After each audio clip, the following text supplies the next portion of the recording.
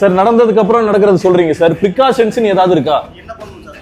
நான் இப்ப சொல்றேன் சார், இந்த பணம் பட்டுவாடாவோ இல்ல கிஃப்ட் பட்டுவாடாவோ இப்ப நாங்க உங்களுக்கு ஆதாரமா புடிச்சு கொடுத்துட்டோம்.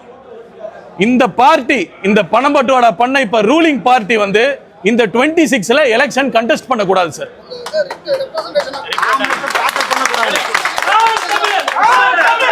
ஒரு நிமிஷம். இந்த முனிசிபாலிட்டி கமிஷனர் இன்னைக்கு இதை வந்து பட்டுவாடா பண்ண சொல்லியிருக்காருன்னா அதுக்கு மேல இடத்துல இருந்து உத்தரவு வராம அவர் பண்ணல. அது வந்து எல்லாருக்கும் தெரிஞ்சது. எல்லார் கண்ணையும் மூடுற மாதிரி அந்த கமிஷனரை மட்டும் இன்னைக்கு டிஸ்மிஸ் பண்ணிட்டு இந்த பிரச்சனையை மூடக்கூடாது சார். இங்க ராஜபாளையம் தொகுதியில டிஎம்கே பார்ட்டி வந்து நாமினேட் பண்ணக்கூடாது.